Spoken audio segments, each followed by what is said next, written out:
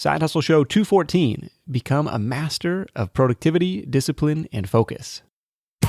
Welcome to the Side Hustle Show, where aspiring part-time entrepreneurs learn how to turn their side hustle dreams into reality. Because your 9 to 5 may make you a living, but your 5 to 9 makes you alive. And now, your host, Nick Loper. What's up? Nick Loper here. Welcome to the Side Hustle Show, where it's all about ideas, action, and results. Now, over the last few years, I've asked thousands of subscribers, what's holding you back? And lack of time and lack of focus are among the most popular responses. Ideas and money are the other ones that I hear most often, but time and focus are really universal challenges for side hustlers and entrepreneurs, myself included. I don't think there's ever been a time when I was like, you know what? There are just too many hours today and I didn't have enough to do. Now, for that reason, productivity is a topic we continue to return to because I think it's something we all struggle with at times, and it's something we can always improve upon. And today's guest is the undisputed king of productivity, discipline, and focus. The guy's a machine. John Lee Dumas is the host of EOFire, where he interviews today's most successful entrepreneurs 7 days a week. I was honored to be a guest on episode 932, just snuck in the top 1,000. And in a little over 4 years, John has grown EOFire.com into a multi-million-dollar a year business, now with over 1,500 interviews and 1.5 million monthly listens. His latest project is the Mastery Journal, How to Master Productivity, Discipline, and Focus in 100 Days. That's the topic of today's conversation. You can learn more about that book at themasteryjournal.com. Now, longtime listeners of the Side Hustle Show might remember hearing John way back on episode 15. So it's been 3.5 years and 199 episodes since then. So I'm excited and really honored to have John back on the program to geek out on how we can squeeze more results out of the 24 hours we're dealt with each day. Notes, links, and a free PDF highlight reel from this conversation with all of John's top tips are at sidehustlenation.com/John. Surprised that one wasn't taken yet. Before we dive in, let me take a moment to thank today's sponsor, SoFi.com. SoFi is social finance. It's a new kind of finance company and one that wants to make your student debt disappear faster. More than 200,000 people have already turned to SoFi to refinance their student loans. And when they did, they saved an average of $22,000. You want to see how much they can save you? Check your rate for free at SoFi.com/hustle. And for Side Hustle Show listeners, they're even throwing in a $300 bonus when you refinance. That's SoFi.com/hustle. I'll be back to tell you a little bit more about SoFi, plus my top takeaways from this chat with John after the interview. Ready? Let's do it.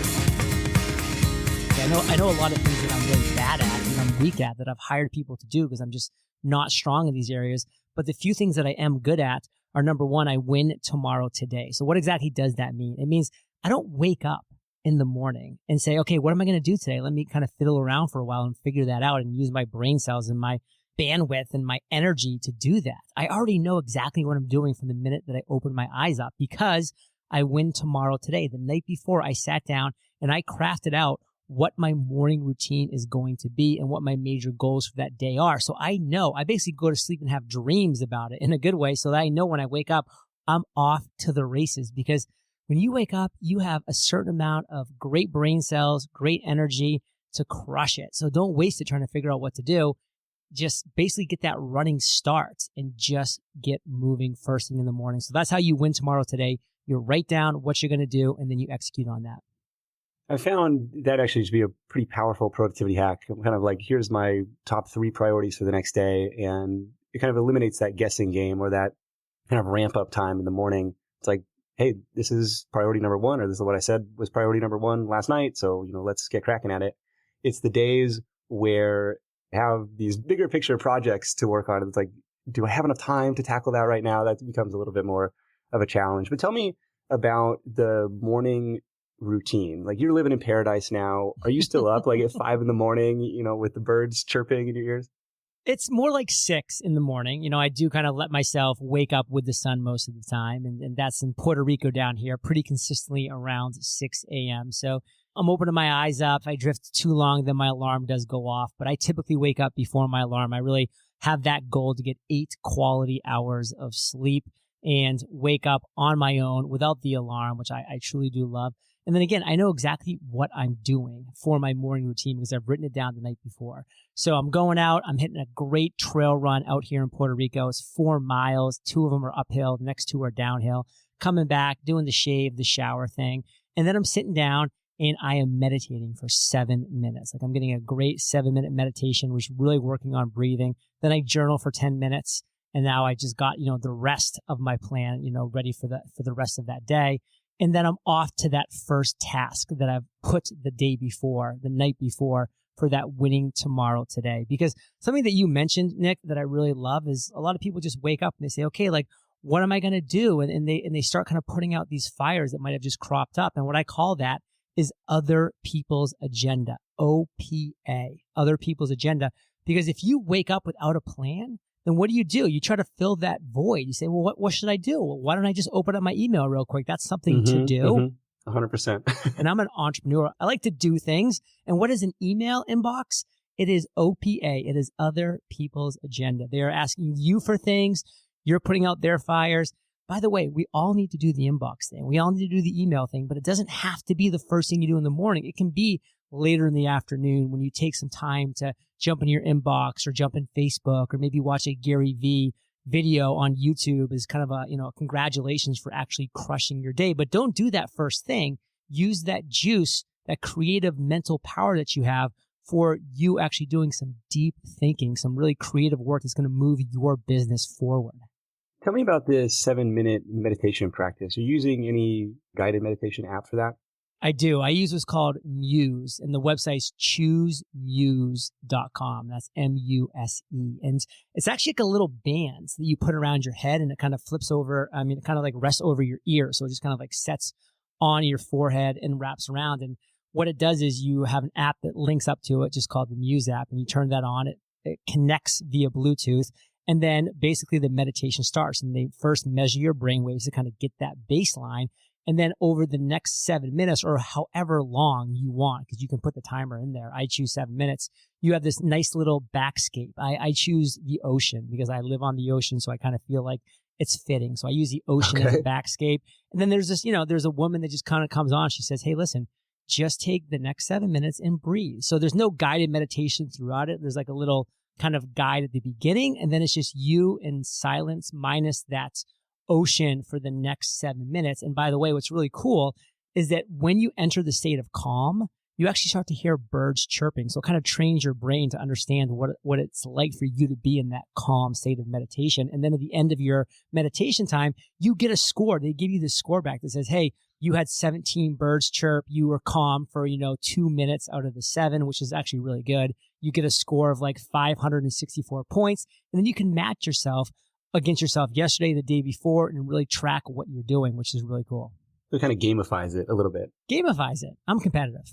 Yeah, this is like it's kind of expensive, isn't it? Yeah, it's like $300. I had the founder on my show, and I was like, you gonna come up with a cheaper version for some of my listeners? And she's like, we're measuring brain waves, so no. Okay, so that's how it's figuring out how calm you are by like actual measuring brain waves. Like that's kind of fascinating stuff. Yeah. How long have you been doing this meditation practice? It's something I still like. I know I talked to Dan Harris about this. Like I'm still trying to figure out how to make it a consistent habit. I think we have to do a mindset shift because it was a hard practice for me to get down for a while, and I'm perfect at it. I probably do 4 to 6 days per week, but I'm slowly getting more up to that 5 and 6 days per week because I'm just kind of doing a mindset shift. Like I don't even personally refer to it as meditation anymore. I just say, hey, it's time for me to do my breathing exercises. And what basically, it's just actually doing deep breathing into your stomach, not your chest. We're such shallow breathers these days, and it's not good for us. Like if you look at a baby breathe, their entire belly expands and contracts. And like, that's how we're supposed to breathe. But as we get older, like we just get away from that and we do this stupid little shallow chest breathing. So if you can train yourself to say, hey, I just need to learn how to breathe again. And you use those 5, 7, 10 minutes to just really expand your stomach and get the air down there and like really hold it and then release it. It just does wonders for your body with the oxygen, the blood flow and everything. Now, as John is saying this, while we're recording, I'm trying to quietly breathe into my stomach. And I'm like, you know what? This actually does feel really good. So if you're driving, if you're walking the dog, if you're at the gym, I encourage you to give this a shot and see how it feels, with or without the fancy brainwave measuring headset. Now, I first heard about stomach breathing as a stress reducer when I was in high school, but it's one of those things you have to remind yourself about and force yourself to do. I mean, it's been, a really long time since I, even thought about it.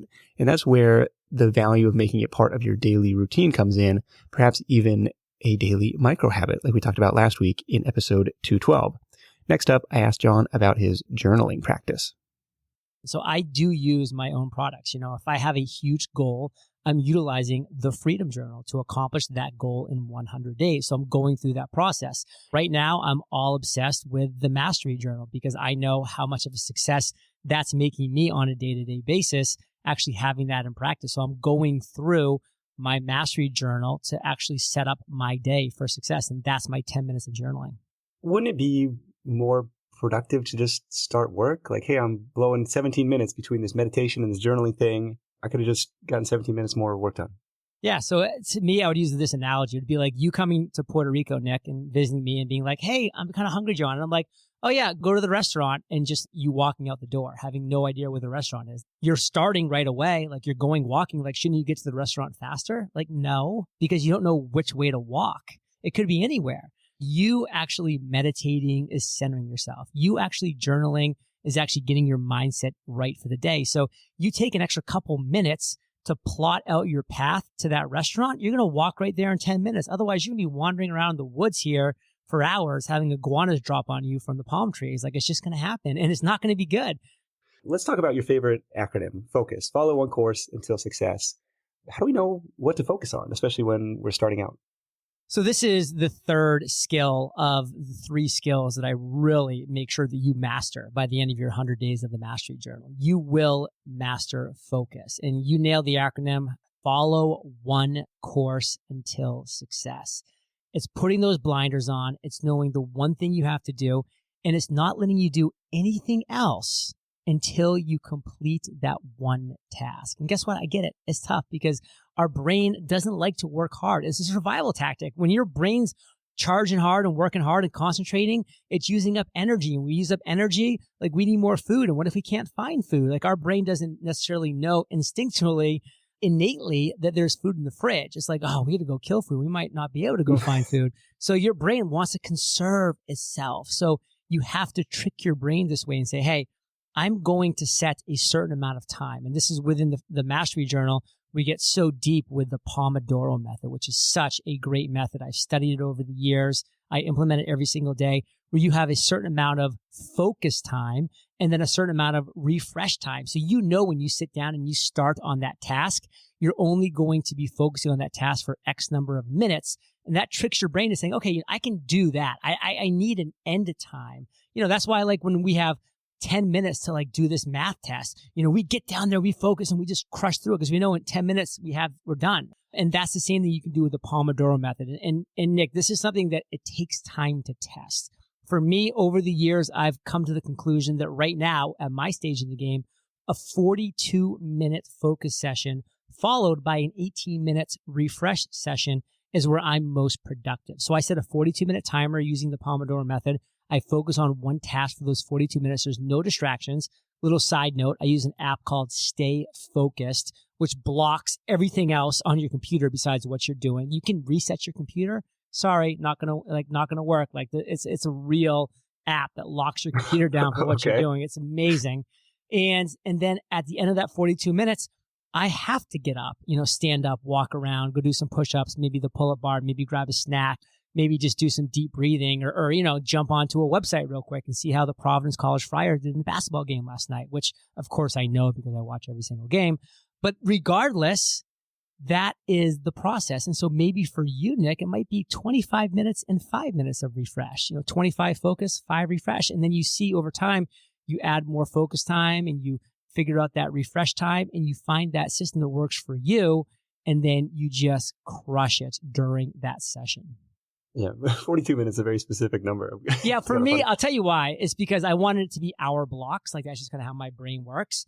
Yeah. And for some reason, I tried to make it 45 and 15, but just to me, for some reason, 45 minutes. Those last 3 minutes. It just sounded too long. Like, and again, you got to trick your brain. Like it just why do you think people sell stuff for $97 or, why does Walmart do that? They do that because they know it's psychology. So to me, 42 minutes just seems like I can do that. And then I'm like, wow, an 18-minute break. Like that seems like a substantial break to me, where 15 minutes, I'm like, that's like a short break. It's weird, but that's how my mind thinks. So that's how I trick myself, and it works. I like it. No, I've been having some success with the Pomodoro method when I'm really cranking away at something, especially kind of like some of the tedious stuff that I used to have to do for the shoe business. Like, okay, I'm going to knock this out for, 25 minutes. Then I'm going to reward myself with email, or I'm going to reward myself with Facebook, or I'm going to, get up and like you said, kind of walk around for a little bit or do some kettlebell swings. So I like that. That's a good method. Now, the question that comes up is, so focus sounds great, but how do we know when to stop focusing? And maybe this is kind of a longer term. This is much longer than 42 minutes. But like, look, I've been working on my business. I'm not seeing results. I'm not getting clients. I'm not getting any traffic to my website. No one is listening to my podcast, even though I called it the Smart Passive Hustle on Fire show. Like, when do we know when to throw in the towel or pivot? So there's a great book by Seth Godin, and it's called The Dip. And within that book, a lot of people take away from the dip this message, is that the dip happens. Like, all businesses are going to go into this dip, into this valley, and you just have to stick with it, because you'll come out the other side and you'll see that hockey stick happen for you, whatever that might be. And this is the reality, my friends. The dip is real. It does happen to every business at some way, shape, or form. It's happened to my business. It's happened to every business that I've known. Has it? It seems like everything you touch turns to gold. Well, I mean, let's go. Everything I talk about as stuff that's turned to gold. There's plenty of stuff that has just flopped. And we do. We try to talk about our failures as well. But no, we've experienced the dip. Give me an example of the EOFire dip. Okay, so the EOFire dip was, I had this great idea for this entire business. It was going to be a service business out of EOFire called Pod Platform. That was the name. I actually still own the domain, so sorry you can't have it. But it was this just brand that I thought was going to crush it. I was like, everybody's asking me how to podcast. And then when I tell them, they're like, well, that's too much work. I can't do all of that. I just want to have a podcast. Like, why can't it be easier? So I developed this entire system called Pod Platform. I hired people for it. I brought on more VAs, virtual assistants, to staff. I trained them. And I said, listen, Pod Platform is going to be your all-in-one solution. You pay me X number of dollars a month. And I had like different plans, like $197, $397, $597 per month. By the way, this is back in 2013. And you pay me that, you pick your plan, and then my team, all you do is send me the raw file. We'll edit your podcast. We will add the intro and outro. We'll do this. We'll do that. We'll put it on iTunes. We'll even host it on our own platform. I was going to utilize Libsyn for that. I was going to do everything for them. Just send me the raw file. And everybody's like, oh, that sounds like a great idea. That's exactly what I need. And then we launched it. Again, team was ready for all of these orders and all these new clients. And we had one person sign up. And I'll tell you, it actually ended up being perfect that one person signed up, because if 0 had signed up, I actually probably would have tried to reconfigure it and launch again. And I might have been more successful, which would have been bad, because the one person that signed up ended up just being that nightmare client. It was just like every and every had to be removed from their audio. They were just so demanding, and they were paying like $197 a month, but treating it like, they were paying $10,000 a month, like they owned all of us. And I was just like, wow, this is not a business that I want to create. And so fortunately, I figured that out with just one client, instead of having like 20 people sign up and like having to do all of this. So that was a good flop. And that was definitely me having to come back, reconfigure what I was doing. Now that, spurred the idea for a different type of community, which turned into Podcaster's Paradise, which was the opposite of Pod Platform. It was a massive success, and it was hands off, and now has over 3,000 members and done over $4 million in revenue. Wow. But that was an example of us really planning on something big and having the exact opposite with Pod Platform. So kind of getting back to the dip, though, in general, is that a lot of businesses, they go through and they experience that dip, and then they come out on the other side. So a lot of people just think you have to go through that dip. But one thing that Seth Godin talks about that a lot of people just don't really remember or really pull out of it is sometimes the only way to get out of a hole is to stop digging. And he goes into details on that, because it is true. Like, sometimes you're just doing the wrong thing. So if you are hacking away at it for 6 months, for a year, for 2 years, and you're just not seeing any growth, not seeing any traction, you're talking to people and you're asking them why, and they're not able to give you any good answers as to why, these things aren't happening for you, then you need to start to think about a pivot. You need to start to think about adjusting. And 9 times out of 10, in my opinion, it's because you haven't nailed your brands and you haven't developed a niche, meaning you need to get deeper, more specific, get all the way down there and find something that's actually going to resonate with people where they're like, wow, I feel like Nick is speaking exactly to me. Like, dude, you nailed your brands. People get it. Like they know when they look at your show that your show is made for them because they are side hustling. They can't full hustle right now. They're side hustling. And that's the niche. You got to find your niche. Thanks for sharing the story about Pod Platform. Yeah. I didn't even know about that. So that's kind of, I'm I don't know, not happy that it flopped, but like we've all had these failures, all these projects that didn't take off, that didn't kind of go where they wanted to go. At least in my case, kind of when I know when it's time to throw in the towel is when it's something that isn't fun to work on anymore. Like it's just not how I want to spend my time. So I have an essay called "The Journey is the Destination," because even when you reach your goal, the same question comes up every time. Well, that was great, but now what? And so you got to enjoy the process along the way too. So email is a constant battle. You called it OPA, other people's agenda. We just had an episode called OPA, other people's audiences. So this is something different, a different OPA. What kind of tools do you use or what kind of methodology do you use? Because I imagine you get more email than most to stay on top of your inbox and still be active on social media and still get all your stuff done. Well, the best tool that I use by far on my email, which I utilize the Gmail platform. So I'm in Google Apps. So I have, John at EOFire.com. So I'm able to have that within the Gmail app, is Boomerang. Boomerang is my lifesaver for so many different reasons. I mean, number one, I use Boomerang. So like when somebody emails me, let's just say it's a fan saying, I love your show, blah, blah, blah. I want to respond to that person, but I don't necessarily want to respond to them right this minute because maybe they just wrote like 2 hours ago. And I don't want them to think that they can start this inbox texting with me because, I just wrote to John. He got right back to me. Maybe they can keep up the conversation going.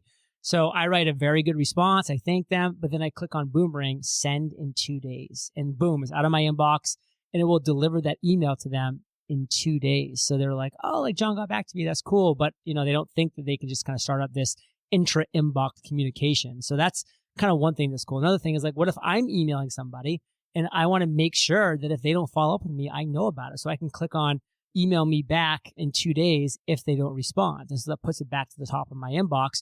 Or I can just say, email me back in 4 days, regardless of if they respond or not, because, I want this to kind of continue to be brought up to my attention until this issue is resolved. And then I'll stop boomeranging it to myself. So those are a few examples of how I use Boomerang literally hundreds of times a day. And I just love it. I mean, it's a tool that I pay, actually I don't even know, it's something probably close to $100 a year for, but I would probably pay 10x that. Very cool. Like I'm using a tool called Streak, which I think is free. I don't remember giving them my credit card. It has similar functionality to like send later. So that's something I use often. And then for like those follow-ups, I use a service called Nudge Mail. So you could say like 2 day, BCC 2 days at nudgemail.com and it'll like ping your inbox back in a couple of days. Like if it'll ping you regardless if that person followed up. So you have to kind of like keep a mental tag on that. So you gotta check out this Boomerang thing. I've heard that recommended. I love it. I'm obsessed because it's right there. You see the send button in Gmail. It's right below. There's a red button that comes up when you install Boomerang that says send later. So it's just so easy to use. It seems like, I don't know. Sometimes I feel bad using it because it's like, why not just send it now? I don't know, but it's like, put it for 12 hours later. It starts that inbox texting where people are like, oh, John, I just got his email. He's right there in the inbox. Like, let's just keep going back and forth. It really comes back on that. All right. Fair enough. And how about the social stuff? Because I see you on Instagram all the time, keeping up on these different platforms, but I don't know. At least I have that's like my go-to time killer is Facebook for sure.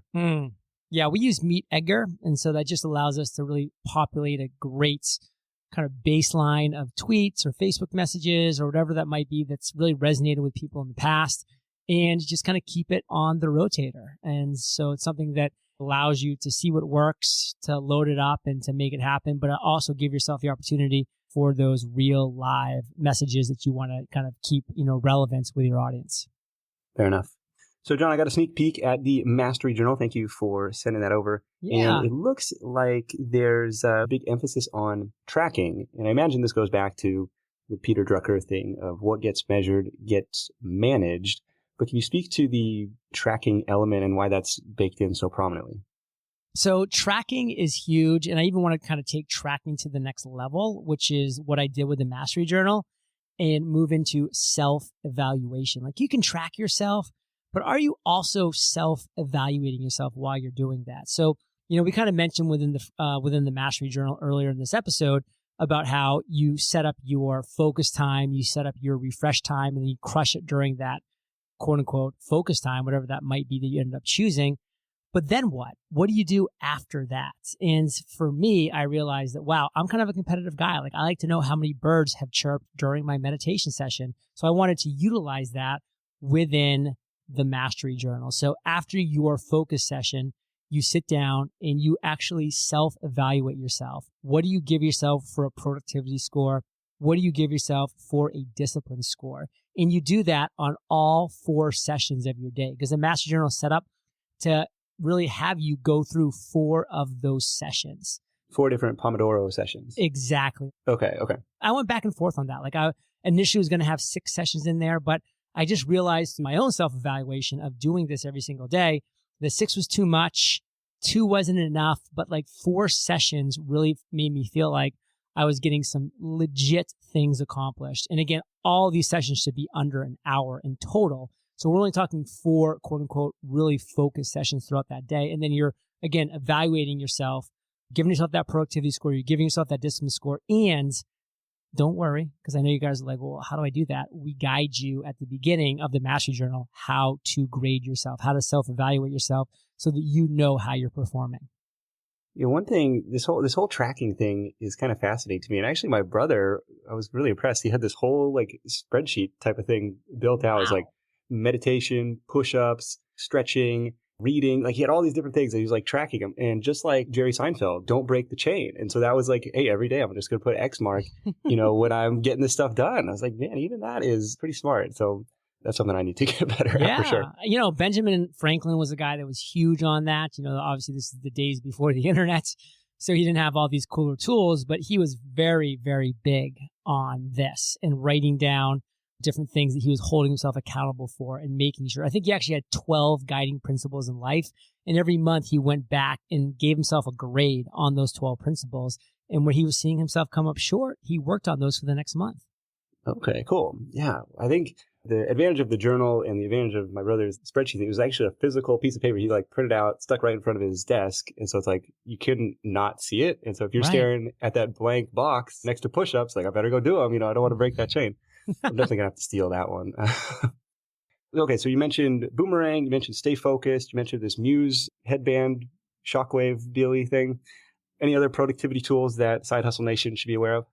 Well, big time. And I run my life using Schedule Once. So I'm just obsessed. And for anybody, that's just a calendar scheduler. So there's stuff like Acuity scheduling. There's Calendly, which is free and beautiful. When I was looking for a scheduler, there really wasn't that many around. So I just kind of got to know Schedule Once, and I just know that platform incredibly well. So I've stuck with it, even though, again, it's not free like Calendly is. So you definitely need to have some kind of calendar or scheduler. So, when somebody like myself reaches out and says, hey, Nick, can I come on your show?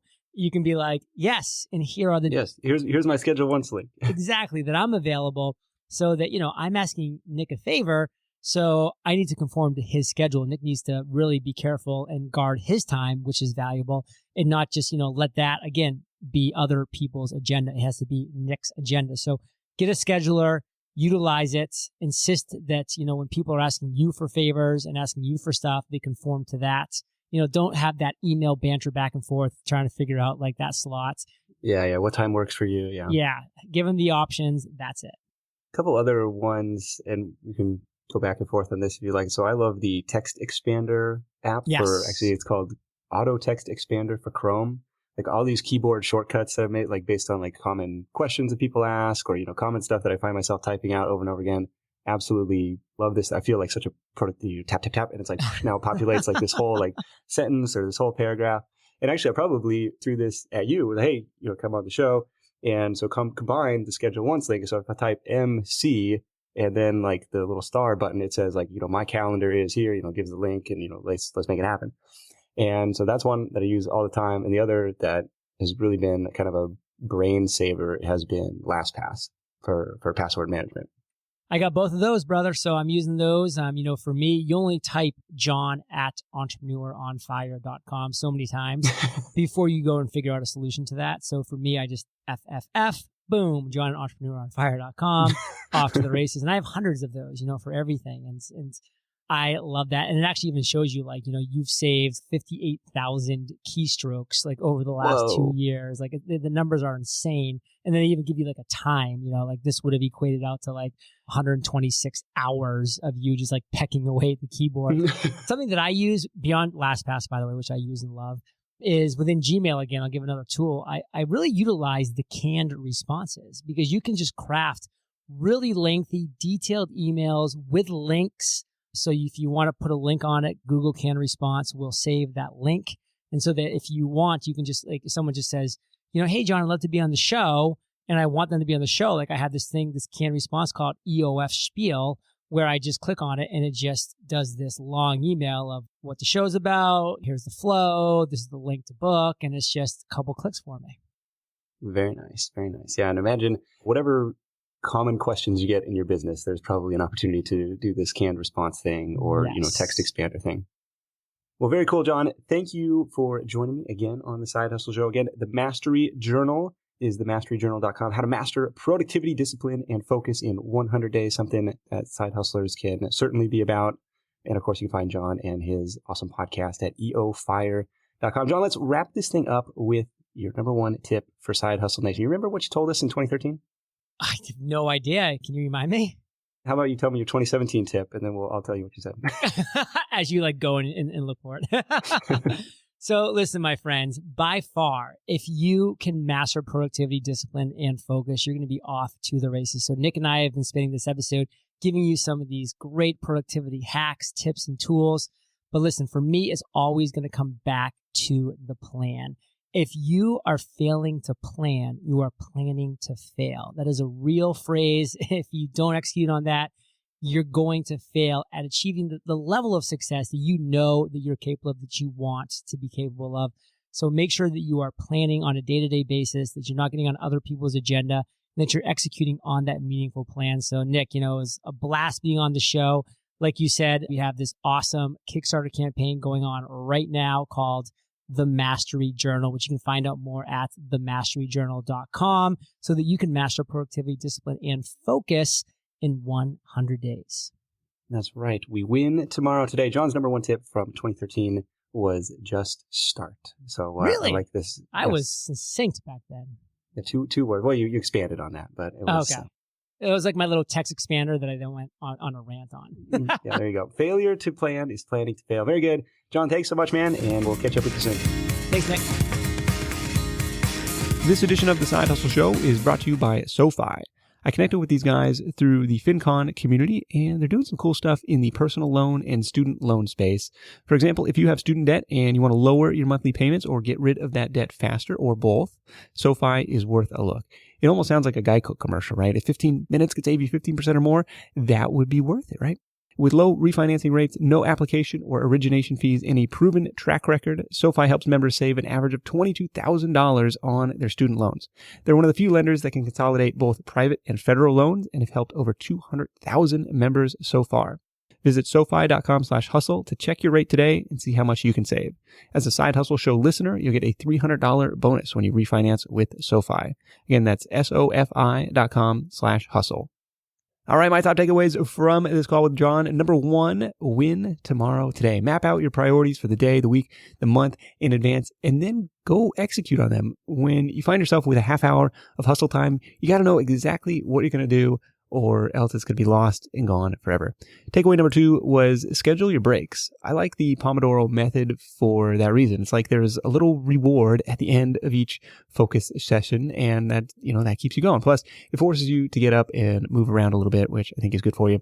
Takeaway number three was to track your progress, to write it down either in a physical journal like John's, my brother's spreadsheet style printout, or even through the practice of monthly or quarterly progress reports.